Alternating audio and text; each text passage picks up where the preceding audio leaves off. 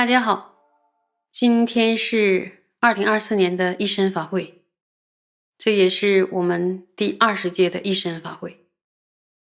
想一想，师父带我们学习广论已经30多年了，然后今年全面的进入了那个比波舍那的学习。然后在学习比波舍那的时候，常常想起师父的教诫，师父非常非常重视大乘发心。从一开始的广论，几乎是每一个章节都会提到，都会策励我们一定要走大乘。所以呢，在学习比波舍那的时候，也希望大家能够意念大乘发心。所以这次一生法会呢，我想就是说跟大家一起学习，主要修习菩提心的一个偈颂，就是非常非常有名的修心八偈。然后修心八偈呢，是噶当派的著名祖师朗日唐巴所著。然后在学习之前呢，我们先一起了解一下菩提道次第师师相承传中关于朗日唐巴的略传。那朗日唐巴呢，他是公元1054年出生，相当于呢北宋时期吧。朗日唐巴尊者呢，幼年在上师的座前就剃度出家了，上师赐法名为金刚狮子。然后据说呢，朗日唐巴是无量光佛的化身，然后于过去生中呢，曾经转生为义师噶瓦贝杰，光显圣教。那么他这一生的示现呢，在梵庸的心识的面前呢，显现最初在极为困窘的家境中，他是靠着坚强的毅力研习三藏的教义，并且呢一心专修，将三藏要义融合于三世道次第中的菩提道次第的这个教授。他亲近了呢噶当三坤众，主要是依止最著名的我们都了解的格西博朵瓦，他是博朵瓦的弟子。他在博朵瓦座前呢，听受了噶当六论所有解说，还有修心七义的引导，然后依着圆满的教授呢而做究竟的修持。同时呢，他也在另一位格西内乌苏巴座前听受了菩提道次第引导。朗日唐巴呢，他凡是得到的信息，无论是何物，都会供养僧众，尤其是呢用于迎供博朵瓦师徒，就是他上师师徒。做什么呢？就是培福啊。然后他曾经独立供养了2000多位僧众的饮食，然后令僧众得到饱足。可是他自己呢，常常居无定所，主要是受持博朵瓦的清净的宗规。据说博朵瓦大师在圆寂前曾经嘱咐他的这个弟子，就嘱咐那个朗日唐巴说，你不要常住一处，也不要持任何财物，切记这2件事。然后朗日唐巴曾经在景俄瓦的座前启白说，我发愿尽此一生专修慈心。然后景俄瓦听了之后呢，立刻就脱下了帽子，恭敬地回答说，哎呀，这就是阿底哈尊者传人分内所应做的事情啊。说完之后还频频地点头称赞。然后有一次呢，朗日唐巴发誓说，我发誓于生生世世中都不远离比丘的资具。他也曾经说过，无论如何，或者稍持戒律，或者稍作观修，或者呢稍作福资善业，乃至呢宣说某一部甚深的经典，这些事情的关键都在乎一切过失悉归自身，一切功德皆属有情。如果不能做到将一切利益与尊胜悉归于尊贵的有情，一切亏负都归自己取受，就还没有达到究竟的意趣。大家可以想象，这是他对于修持的一个体会，或者说他的见地。然后也说过呢，六道有情，生处是无定，但是呢，无论生于何道，都不可以忘失想要利乐有情的心。双目可以失明，绝不可以失去正法。纵使耳朵聋了，身体僵硬，然后手脚残废了，舌头也僵硬了，声音沙哑，也绝对不可以忘失此法。这段话是在说什么？差不多就是亲口承许他这个修习菩提心永不退转，对吧？在他的上师博朵瓦圆寂之后呢，朗日唐巴建立了朗唐寺，遵循着博朵瓦大师的宗规，遵循他上师的宗规，以噶当六论及道具论和慈氏五论等诸大论的这个教典来教导培育徒众。然后朗日唐巴后来呢就成为内务苏巴的弟子。内务苏巴曾经对朗日唐巴说过，说你所得到的一切功德与安乐，不是从其他的地方出生，都是从菩提心出生的。因此呢，朗日唐巴主要是修习自他换的这个菩提心。朗日唐巴曾经说过，我从来没有做过庸常的呼吸，在任何时候从未离失取舍的观修。据说呢，在这位大修行者住世期间，在朗日唐巴所住的这个围墙内，绝对不会出现友情彼此欺凌的情况。朗日唐巴非常非常喜欢累积福德，即使他熬一锅粥哦，也会恭敬的请师长先受用。然后之后呢，连茶也没有了，只剩下少许的炒面，他还是要请博朵瓦师徒先来受用。看起来就是常常请上师吃饭。博朵瓦用完斋后呢，他为朗日唐巴的供养做回向的时候，顿时天空降雪。然后这个博朵瓦就跟朗日唐巴说，你从今天开始就会远离贫穷。朗日唐巴以调伏自心为主修，已经断除了对妙玉受用的贪心。有一次呢，他过路的一个官家客人，然后供养朗日唐巴非常非常好的茶，就说请您熬煮了，把茶煮了，然后好好的饮用吧。后来当那个施主办完事回来的时候，再度的前往去拜见朗日唐巴的时候，看到上次供养的茶还放在寝室里，上面还有一些灰尘，好像没有被移动过的样子。然后那位师傅就问说，上师，你有没有用过茶呀？然后朗日唐巴就回答说，我没有熬煮茶，茶也没有熬煮我。大家可以听听这句话，琢磨一下。还有一个就是朗日唐巴的一个进士，他说的，哎呀，说众人都在议论我们呀，说朗日唐巴总是板着面孔，不苟言笑，说可否请上师对前来拜见你的人以笑脸相待呢？然后朗日唐巴就回答他说，我本来就没有笑脸，每每想到轮回的过患，笑脸从何而生？众生都得了轮回重病，无可救治，身处无法解脱的监牢之中啊。据说朗日唐巴自从出家之后，一生就只笑过3次。然后朗日唐巴长时呢做精勤的观修，对一切大乘的教法都一丝不苟、毫不动摇的深入研习。他呢精通总持、萨摩地等无数佛法，现证慧眼神通等一切的功德，还亲眼见过如虚空如繁星遍布般的诸佛。然后朗日唐巴呢透过观修风息呢而作自他相换，已经达到无间任运的成就，所以他才说，我从来没有做过庸常的呼吸。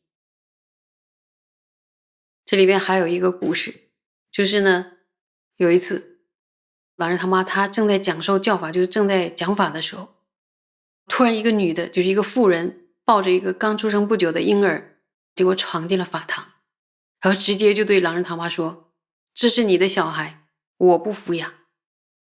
然后说完呢就把小孩放下，他就离开了。然后朗日唐巴面不改色，从容的就抱过这个婴儿，然后并且还为这个婴儿呢寻觅乳母，出资将他抚养成人。然后后来那个婴儿的父母前来恭敬承事朗日唐巴，然后在朗日唐巴的座前忏悔说，过去因为生下孩子之后无法养活，然后经过呢就是算卦的占卜师算卦，说非得如此才能活，所以才出此下策。现在呢，我们诚心祈求你能够饶恕我们的罪过，可不可以请你把孩子还给我们？然后朗日唐巴就立刻如其所愿的将孩子还给了他们。这是一件非常不容易的事情哦，不是说把小孩还给别人，而是别人栽赃你的说那是你的小孩。大家可以想想，大师的这种行仪啊，真的是菩萨行中很艰难的学处啊，可能是最艰难的，会不会？然后朗日唐巴在柱西有一个寺院，就是叫拉茂龙寺期间呢，那个时候就是还有一件著名的事，就是发水。夏季的时候呢，那个水淹农田啊，农田被洪水给都冲毁了。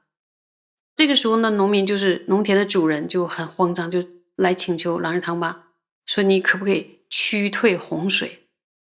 然后朗日唐巴就将一个牛角盖上了一个图章，然后封好了，就拿给来的人说：“你把这个牛角埋在水源的方向。”然后众人呢就如法而行，洪水就立刻退了。然后后来有人打开了牛角一看呢，发现了牛角里边就装了一张字条，字条上面写着：“比丘金刚狮子在此，洪水速退。”还记得金刚狮子就是朗日唐巴出家剃度时的法名吧？就这么简单一句话，就是跟般若经上写的那个不退转菩萨的相状差不多，对不对？有没有看到？还有一次是朗日唐巴与叫夏沃冈巴两个这个善知识呢，他们互相讨论法义。夏沃冈巴他说，朗日唐巴所发的菩提心广大，我对于利益我的人呢，虽然能舍命相救，但对于损害我的人就没有办法舍命相救。可是呢，朗日唐巴对这两种人都能够做到舍弃生命帮助对方。还有一次，有一个叫南摩巴一位善知识与朗日唐巴还有夏沃冈巴会面的时候，然后讨论到就说，如果今天要死了，要做什么事？然后南摩巴说，这件事需要做，那件事也需要做，需要做的事太多了。然后夏沃冈巴说，哎呀，除了修习菩提心以外，没有其他事情可做的。然后朗日唐巴则说，如果我今天就要死了，我连发心的念诵也不需要做。大家可以想想这句话什么意思？大菩萨朗日唐巴即讲圆寂的时候，虽然他发愿往生地狱利益有情，注意哦，他是发愿要下地狱利益有情的，可是呢，没有如同他发的愿那般出现。那个传记里有写说他有点好像不舒服，说为什么是这样的？然后朗日唐巴就说，我的心愿呢，完了将不能实现了，因为此刻呢正显现净土之相，净土之相哦。大菩萨朗日唐巴圆满此生的弘法利生事业之后呢，就在藏历的阴水兔年4月23日圆寂于朗唐寺，享年呢70岁。据说他往生了兜率天。然后以上呢就是修行八记的作者朗日唐巴的传记略传。好，接着呢，我们就要开始学习修行八记。修行八记呢，就是朗日唐巴所写的。然后切克巴呢，为修行八记写了一篇解释，叫《修行八记并期史记》。然后我们就配合着切克巴所著的解释，一起来学习修行八记。开始了哦，一开始说，敬礼诸位上师圣士。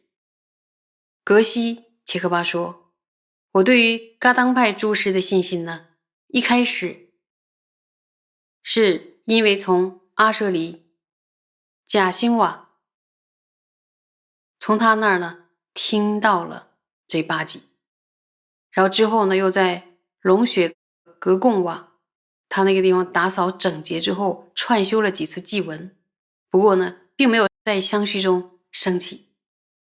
要是有升起的话，就不是这样子了。所以刚开始的时候呢，在往返的路上，总是怕遇到仇家，但想到了这个偈子呢，就会很有帮助。然后曾因为自己的内心呢不太调服，又有一定的租赁人家的房子才行，所以有时候呢拿不到整洁的房间，又被人家谩骂等等，所以就会心怀愤懑不甘。然后这个偈文呢都会产生帮助。好，我们再重新的看一下这一段在说什么呢？在讲一个缘起，对吧？他说我对噶当祖师的信心，注意哦，是对噶当派祖师的信心是从听这个偈字开始的，这个就是很值得观察，大家想一想。然后呢，他说他之后串修，然后并没有在相续中升起，这是一个谦词吧。接着看看他遇到的事情，他可能要往返求法呀、听法，这个路上，但是呢，他有仇家，总害怕遇到仇家，这是一种什么恐惧啊？然后遇到仇家是一件很恐惧的事情，但是呢，想到这个偈子就会有帮助。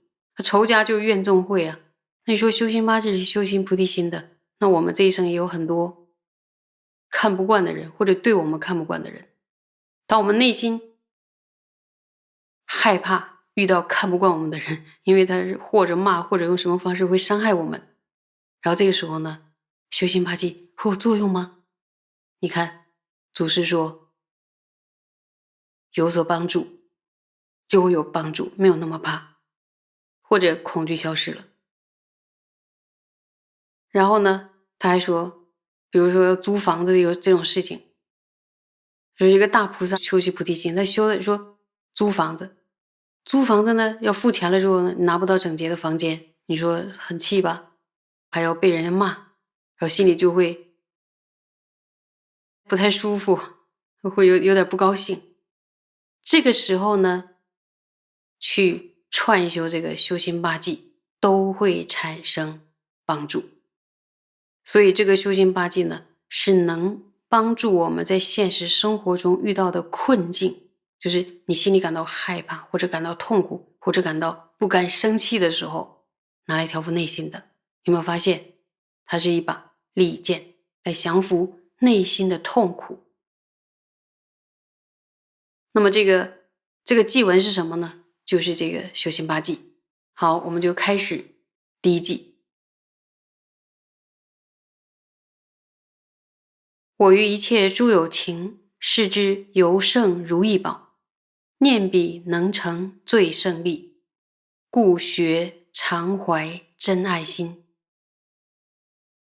说我对于一切的有情，看得比如意宝还要超胜，想到他们能够承办最胜的利益，因此学习怀着最极真爱的心。然后在这个之中呢，总体他要学习观视一切有情为如意宝。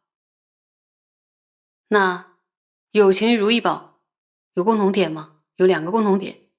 然后就像把摩尼宝丢进泥沼里，摩尼宝是无法自己出来的，而要在15日的时候呢，用香水洗洁，安放在圣床的顶上而做供养，就能够盛满占卜舟所有想要的事物。同样的呢，有情在轮回当中有没有过失啊？有，具有种种的过失。然后自己呢，能不能跳出轮回？自己无法跳出轮回，不能灭除苦集。但如果去饶益它，就能出生所有阶段性，注意哦，所有阶段性与究竟的安乐。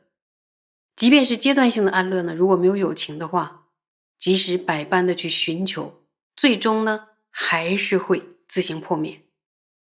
而究竟的安乐也是依靠着有情而出生的，因为依靠有情才能够获得无上的佛位。在这一段中呢，大家可以看一下，其实第一个偈子呢，就是能够非常挑战我们平常的感觉。比如说平常说，你就管好你自己，你不要去想太多。但是呢，这里边的对境是什么？一切众生，我对一切有情，它的对境是一切有情。而且要把一切有情当成是什么呀？不是说可有可无，也不是把他们看成仇人，而是当成如意宝。如意宝是谁的如意宝？是我的如意宝，对不对？然后为什么可以当成自己的如意宝呢？因为他们能够承办最殊胜的利益。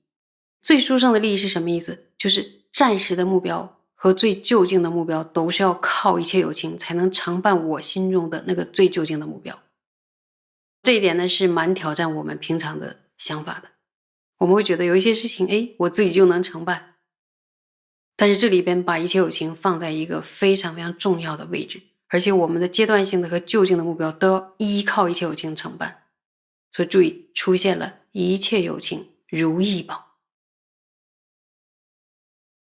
那如果遇到了如意宝之后呢，就必须要一心一意的珍惜它，然后必须呢把一切有情看得比自己还要珍爱，还要珍贵。为什么？因为我们必须依赖一切有情，能够产生利他的这个心愿，然后才能够得到自己想要得到那个内心上最高的一个证悟，就是你最高的成就都要依靠一切有情才能达到。所以呢，在开始的时候要依靠一切有情发心，然后中间的时候呢，也必须要依靠其他众生的这种关系来逐渐增盛自己的善心，同时修行很多，才要达到那个最高成就嘛。然后最后呢，是为谁成佛？是为利一切有情要成佛。所以初中后，他的对境和所缘都是一切有情，有没有发现？所以我和一切的有情的关系就变成了我和如意宝的关系。那如果我有一个如意宝的话，我怎能不去珍惜它呢？他们是像如意宝一般重要，所以必须持之以恒的尊敬他们，然后仁慈的对待他们，并且要什么献出我们的关爱。然后大家可以想想说，天哪，这么高的要求，我现在连爱我的家人都做不到，我现在连对我的朋友都常常翻脸，我如何能爱一切有情如意宝？看一下自己的现状，满心都是烦恼，私欲比天还大，这个修行可怎么完成啊？大家记不记得说，就习气是没错，是有这样的习气，但是呢，只要是努力的修行，因为一切都是无自性的缘故，所以很多都是依着缘起而改变，心的习气也会依着缘起而改变。如果熟悉了的话，就像入菩萨行论说的，如果非常非常的努力，时间又很长久，那有什么事情是不能习惯的呢？就是我们从一个不关心其他有情，到最后把一切有情看成是如意宝，这是一个习惯的转变。那这个习惯的转变是怎么转变的？就是常常修大乘法，比如修行八戒、学习菩提道次第等等，长时间的修行，心就会转变成我与一切有情看得比如意宝还要超胜。你看谈到后面说，因此学习怀着最极真爱的心，这里边是不是有学习呀？学习怀着最真爱的心，可以一点一点一点点的把这个心升起来，然后把它增盛，直到上最高成就究竟，是非常值得练习的。